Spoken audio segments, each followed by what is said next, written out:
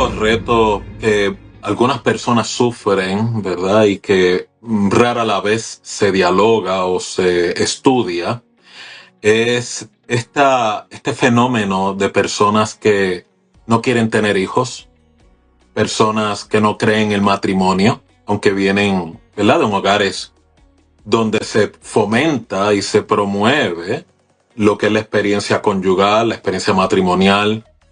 En otros hogares, ¿verdad?, donde se profesa una fe, una espiritualidad, se convierten en ateos, no quieren saber de Dios. Algunos de ellos se desconectan totalmente de lo que es el grupo de familia, la familia de origen, se desconectan de sus padres, de sus hermanos. Entonces muchas veces este fenómeno la gente lo puede interpretar de manera superficial, que dicha persona es la oveja negra de la familia. Pero en algunas ocasiones, cuando usted explora de manera más íntima, descubre que fuera de la imagen que esa familia pudiera proyectar o lo que la persona y la gente pudiera interpretar, es evidente de que es una experiencia, una relación sistémico-familiar muy enferma, muy tóxica, de mucho maltrato psicológico, y muchas veces las personas que experimentan este repudio, este resentimiento, algunos de ellos, como titulamos la intervención de hoy, odio hacia la familia, o los factores que los llevan a odiar ese origen familiar, está muy relacionado con esta grave paradoja, esta grave contradicción.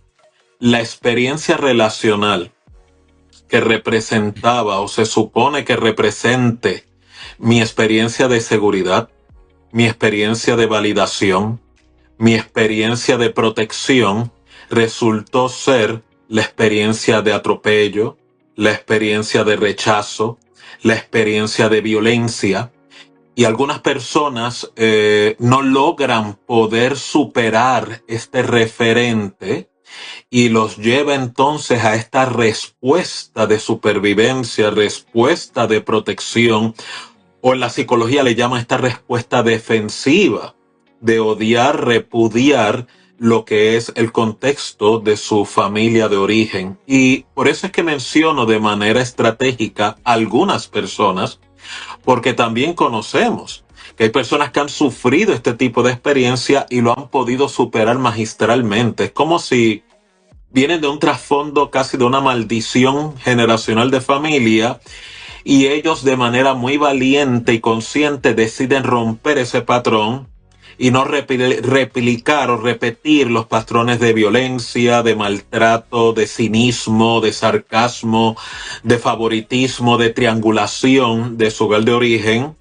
y logran, ¿verdad?, promover en su experiencia personal y familiar un ambiente sano, un ambiente acogedor, una experiencia de seguridad. Como que también existen otras personas que se convierten involuntariamente en repetidores de la misma controversia de su familia de origen, y por lo tanto perpetúan el patrón de violencia, de dolor, de régimen tóxico en lo que es el sistema de familia.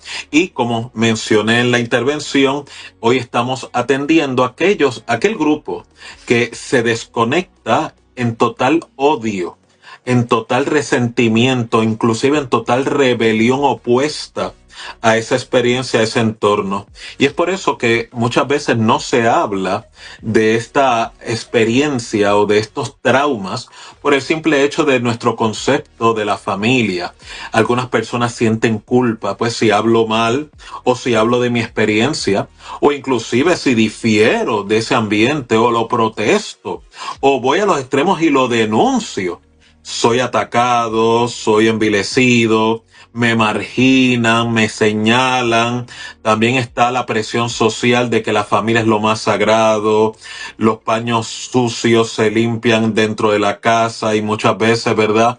Eso cruza en la línea de lo que son hasta delitos o crímenes. La familia involuntariamente se involucra en una cultura de encubrimiento, o peor aún, las personas luchan con la idealización del concepto de familia, de que algún día van a cambiar, algún día van a entender, algún día van a poder cambiar, ¿verdad? Hacer reformas, pero lamentablemente ese día nunca llega. Y por lo tanto, quiero dar algunos ejemplos de lo que son estas dinámicas que llevan a muchos hijos que eventualmente serán adultos, que les lleva a perder lo que se llama, ¿verdad?, la fe en lo que es construir una familia. Otros no quieren saber del matrimonio, otros no quieren saber de tener hijos. Muchas veces los sustituyen los hijos por mascotas, otros por pasatiempos, pero todo se origina de un trauma no atendido, no superado del entorno de la familia de origen. Usted hizo la mención de una maldición generacional. Podemos llamarle trauma, maldición generacional, es una mezcla de ambas. De mi idea. Excelente, ¿verdad? Observación, Esteban, como, ¿verdad? Siempre te destaca, aún en los días antes del Día de las Madres, así que estás de madre tú hoy. Muy bien. Precisamente, qué peor maldición generacional, ¿verdad? Aunque muchas personas que tienen una relación muy estupenda con Dios, sabemos de la maldición generacional desde el entorno espiritual, como el adversario busca perpetuar esas controversias que vienen de generaciones anteriores. Para propósito de la intervención de hoy, la maldición generacional, me refiero a que no hay peor maldición generacional que patrones de conducta destructivos que no se detienen, que no se rompen, que continúan perpetuándose y no logran reforma. O sea, en otras palabras, no hay peor maldición generacional que un mal modelaje. Y es por eso que muchas personas tienen que entender que mucho de este odio, mucha de esta protesta o el resto del séquito familiar, poder entender por qué esta actitud de esta persona, si no era así, si todos éramos una familia unida, por qué esta persona, esta integrante de la familia, se ha alejado, se ha desconectado, o peor aún, ha sido punitivo con el entorno. Muchas ocasiones está ligado a que es una protesta por el maltrato, por el favoritismo, por la negligencia, por el abuso, el sarcasmo, el cinismo, el que no se sienten protegidos, la negligencia de poder proveer, o peor todavía, la cultura de enajenación parental, como un padre, ¿verdad?, invalida al otro, cómo utilizan a esa persona como parte de una negociación, una triangulación, se sienten manipulados, no han cultivado lo que se llama una dignidad, porque el entorno de familia no promueve el respeto a la individualidad, no promueven la caridad, no promueven el amor. Pues qué mejor ejemplo que una maldición generacional basada en un mal modelaje.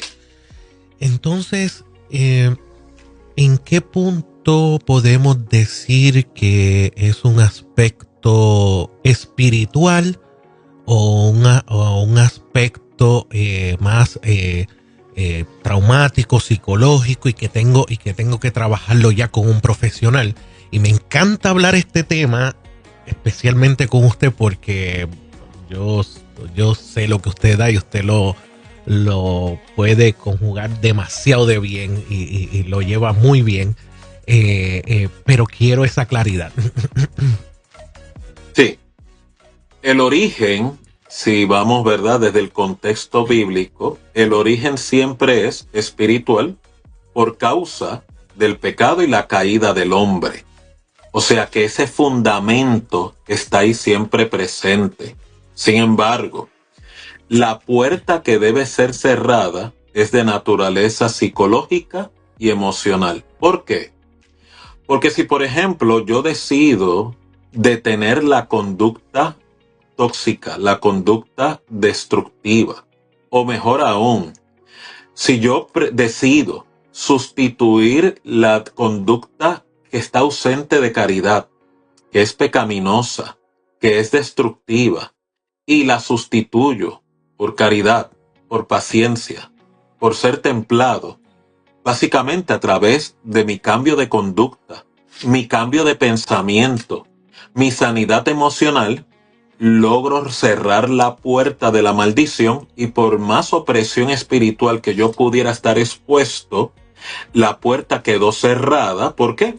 Porque sustituí esa tendencia, esa conducta destructiva, por una conducta que promueve el fruto espiritual, o, como llamamos psicológicamente, una conducta sana, una conducta asertiva que involucra fronteras, involucra manejar conflictos en respeto, en una comunicación que no atenta contra la dignidad ajena, ausente de sarcasmos, ausente de cinismos. Pues si te das cuenta, yo puedo orar, puedo hacer rogativas, puedo hacer ayuno, pero si yo no cambio la conducta, la puerta psicológica emocional sigue abierta, y ese es el lugar que Satanás utiliza para perpetuar la conducta de rebelión en ese hogar de origen. Doctor, ¿pudiera un mismo corazón cargar odio a la familia, pero sufrimiento por la necesidad de una familia? Muy buena observación. Este es verdad el aspecto de la relación amor y odio, que básicamente viene de ese origen de familia. Nos enseñaron que la familia es el círculo o el vínculo ideal. Y siempre estamos en esa apertura de poder recibir esa afirmación, ese amor, ese reconocimiento. La experiencia resulta ser contraria. Hay dolor, hay ansiedad, hay inseguridad. Y no en balde, muchas personas que sufren este odio, este resentimiento, como muy bien mencionaste, Geraldo, batallan con esta dualidad de sentimientos. Mucho coraje, pero por dentro, detrás de ese coraje, lo que hay es una protesta a gritos diciendo: quiero sentirme incluido, quiero sentirme reconocido, quiero sentirme validado, amado, seguro. Y según va pasando el tiempo y esa necesidad no se atiende o no se logra superar, o la persona ya como adulto no aprende a atenderla en otros medios más eficaces, pues esa enfermedad va consumiendo la persona. Y por eso muchas personas en la rebeldía, en la rebelión, están a riesgo a conductas adictivas, conductas destructivas, sufren mucho en las relaciones, porque pues el odio que llevan por dentro los lleva entonces a manejar la dinámica de relación, repitiendo los mismos patrones que tanto critican y tanto señalan, lo cual sería una ironía, pero así es como sucede. Y es por eso que es bien importante que las personas que sufran de esta controversia, hay remedios para poder superar esta herida, es posible poder trascenderla, y es posible poder liberarte de ese yugo de esclavitud, que muchas veces puede ser una condena perpetua a la persona que no logra superar dicho calabozo a nivel psicológico, a nivel espiritual y por ende emocional. Como mencionó Esteban ahorita, posiblemente esto está en un punto donde necesita la intervención de un profesional como usted, un psicólogo y demás, pero desde la perspectiva de esos primeros auxilios caseros, de eso que cuando hay alguna pequeña herida, le ponemos algún vendaje casero en lo que lo llevamos a la primera sala de emergencias, y como tenemos audiencia de personas que se congregan, que tienen tal vez desde el punto de vista espiritual una relación suficientemente madura para entender qué herramientas espirituales voy a utilizar, pero posiblemente no. Para esos dos grupos, aquel que tal vez no entiende ese plano espiritual profundo, ¿cuáles son los primeros auxilios? ¿Qué tenemos que hacer cuando, por el bien de nuestra familia, o vamos a tener una intervención con aquel que vemos y que expresa que están pasando por esto, por el odio a la familia? ¿Qué hacemos para esos dos grupos? ¿Cuáles son los primeros auxilios? Déjame darte varios ejemplos, ¿verdad? Un ejemplo clásico. En la comunidad de fe hay muchas personas que no planifican ni tan siquiera un pasadía familiar si no es a través de una actividad eclesiástica. ¿Y cuál es la controversia detrás de todo esto? Muchos hijos interpretan cómo es posible que mis padres tengan tiempo cualitativo para la experiencia eclesiástica o religiosa, pero no tienen ese tiempo de calidad para nosotros que somos el hogar. Por otro lado, ¿cuántas personas, verdad? Muchas veces no se dan cuenta. A veces tenemos que aprender a bajar o a entrar en el mundo de las otras personas, nuestra relación de familia, para saber cómo nutrir. Es bien importante, yo como miembro del entorno de familia, saber cómo nutrir al resto del grupo familiar. ¿Cómo yo aprendo a nutrir? Hablando de las primeras herramientas de sanidad o de auxilio. Aprende a reconocer que los demás en tu familia son diferentes. Aprende a respetar las necesidades que los demás tienen. No tienen que pensar igual que tú, no tienen que compartir las mismas convicciones, pero es bien importante que les regales caridad, que significa, aunque tenemos diferencias, te doy el valor. Eso es una forma de ir sanando el ambiente de familia. Otra forma es aprende a escuchar. No todo el tiempo usted, ¿verdad? Los diálogos de familia están diseñados para usted ganar el argumento. A veces es más importante usted ganar el corazón antes de estar ganando el argumento. Muchas veces también aprenda a tomar el camino de la humildad. O sea, en otras palabras, muchas veces aprenda cómo relacionarse con las necesidades, las emociones, el dolor de los demás miembros de la familia. A veces la gente no necesita un consejo tuyo, no necesitan terapia. Lo que necesitan es que le escuchen, otros que los reconozcan, otros que les den un abrazo, otros que les den una palmada en la espalda, que le digan, yo entiendo, ¿verdad? Y puedo entender por qué te sientes así. No hay crítica, no hay juicio, no hay señalamiento. Estos pasos básicos de convivencia sana que yo pueda promover en el ambiente puede ser una gran diferencia entre un entorno de familia enfermo y un entorno de familia que va dirigido a ser de seguridad, de estabilidad y por ende de sanación. Qué rico ha estado esto, definitivamente. Herramientas demasiado útiles. Y creo que, doctor, me parece que hay que seguir recalcando en esto que usted acaba de decir, que Jerry preguntó, porque a veces dentro de la familia hay esta dinámica de que quiero de ganar la discusión en vez de buscar la sanidad de todo. La familiaridad a veces hace cosas como que quiero ganar este planteamiento, quiero demostrar esto, y entran en esa dinámica que hasta el fin de cuentas a veces hay problemas tan serios como que ni se pueden ver. Entonces, y eso pasa en ámbitos religiosos, en ámbito secular, en todo ambiente. Y si siguiéramos estos prácticos consejos que usted ha estado dando, ¿cuánto nos evitaríamos y cuánta bendición llevaríamos a nuestra familia? Amén. Me parece. Y no solamente eso, ¿verdad? Mi consejo a muchos padres, muchos, ¿verdad?, miembros de la familia, cuando usted está en controversia con el entorno de familia, haga el examen interno. O sea, en otras palabras, ¿será posible que yo pueda aprender a amar a este miembro de mi familia, a esta figura parental? ¿Cómo puedo aprender a conectar con ellos, con sus virtudes y también aún con sus limitaciones? Hay gente en nuestra familia que son fáciles de amar, todo lo que necesitan es ser reconocidos. Hay otros que son bien difíciles de amar, porque vienen, ¿verdad?, tienen sus propias controversias. Pues ¿cómo puedo, verdad, también relacionarme con ellos con ciertas fronteras, no solamente psicológicas, sino también relacionales? Y hay personas en nuestra familia que es imposible de amar porque el abuso ya cruza la línea del crimen, del delito. ¿Y cómo entonces yo puedo relacionarme? Ya no con la persona, porque vuelvo y oriento un ejemplo, un padre o una madre abusivo, maltratante, abusó sexualmente, abusó de mi integridad física o de mi vida misma. Muchas veces no es posible usted relacionarse. Pues entonces, ¿cómo aprendo a relacionarme con esa memoria? ¿Cómo aprendo a relacionarme con ese referente? ¿Cómo aprendo a relacionarme con esa experiencia? ¿Para qué? Para que no me vea yo tentado a quedar aprisionado en mi proyecto futuro de familia por estas heridas que estamos aprendiendo a cómo superarlas adecuadamente.